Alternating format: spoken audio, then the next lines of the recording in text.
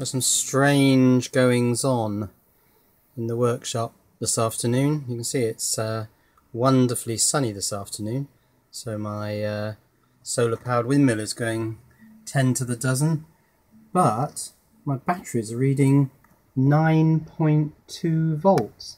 9.2 volts, and yet the solar panel outside has got full sun on it. It's also very, very warm today according to my Clas Ohlson thermometer. 39.6 degrees outside and 33 degrees inside. Now of course they're both completely misleading because the sun is on the back of this, which makes it hot, and it's also on the temperature sensor, which is out there on the windowsill. So let's just have a quick look at why we're reading 9.4 volts. Also, I've just been looking at my YouTube dashboard, and in the section key stats from the last 30 days, the subscriber count graph has the word Y in it. Why? Now the charge controllers, the outer two at least, are modulating, or sort of half modulating. Not sure what the middle one's doing. So is this all about bad connections again? Because if the controllers are modulating, they must be seeing 13.5 volts.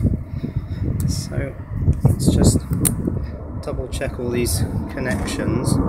These are the connections to through the fuse that go into the room, into the workshop, and these are the connections that come from the charge controllers.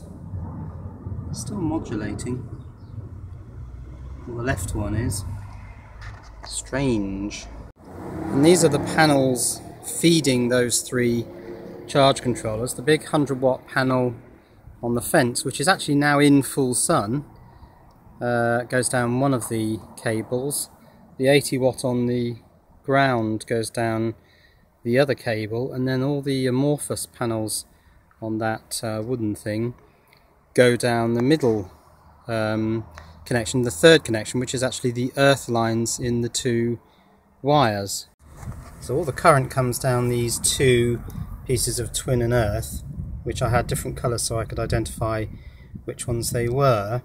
Blue and brown will be one of those big solar panels, and black and red will be the other one, and then these two in the middle are actually just bits of heat shrink, I think, covering the two earth wires. So that's the third route coming in, and then that goes to three charge controllers which are paralleled on the battery side, and then that goes to feeding the battery stack. So are these three batteries completely shot? So perhaps it was bad connections, because I'm now getting 13.6 on my voltage display. So perhaps that's the answer. Be interesting to see what the voltage is when the sun goes down. One of the 12-watt amorphous panels is missing from the top of that wooden shed, because I've got it down here. I'm trying to emulate my original solar setup, which was just a single one of those 12-watt amorphous panels connected directly to an old car battery, and I wanted to show that eventually the voltage on the battery would get up to something quite alarming, and therefore a charge controller was needed. But even in full sun, I am struggling to get this battery beyond 12.8 volts, but I'll leave it on there and see how it goes. Now, I've not looked inside this tool shed for a long time. Can't even remember what's in there. I think I'll have a look. So in here, this is where the two wires come in, and then they go to these two and some various connections, and off to the solar panels, that one and this one. What else have we got in here? Bits of wire, more charge controllers, and what looks like last year's rusty crocodile clips to terminal post adapters. Also, there's some very old editions of Practical Television. And some old copies of Practical Electronics. I think I'll have a look at those. So, wow, look at that. 2 copies of Practical Television from April 1957 and June 1957. 1 shilling and 3pence. And there are some later copies of Practical Television and Practical Wireless from the 1960s. 1 shilling and 6pence. But obviously kept those because I thought they might have some value. They probably don't, to be honest. But these I kept because this project, the CCTV camera, was the first electronic project I ever built. And that's from September 1974. Now, most of the bits of this project I've thrown away because they were just taking up too much space. But I did keep one thing, and that's the Vidicon. This is a genuine EMI, what's the number on there? 66977 Vidicon with the photosensitive faceplate. And I don't know much about how these things work, but all the various cathodes and anodes and heaters and whatnot. And I remember I had to save up £15 to buy this Vidicon. Of course, the other thing you needed were the scan coils. You can see just behind the lens that soldered metal cover is the cover of the scan coils. I also had to buy that, which I think was also £15.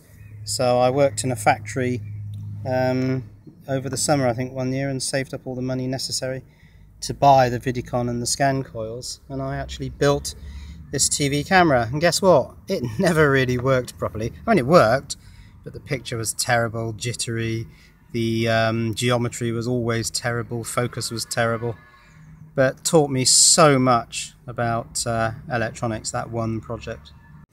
Wow, this brings back memories. The designer, this chap, A.V. Flatman, gives a little introduction to TV signals, but he used an interesting combination of 7/4 series logic, and this was the original 7/4 series logic, and then also analog circuitry to the 7/4 series logic produced all the line and field scanning signals, and then of course the analog was various amplifiers, the video amplifier, and some of the driver circuitry for the scan coils, of course, was also analog. Right, these can go back in the tool shed. I used to have an enormous collection of electronics magazines.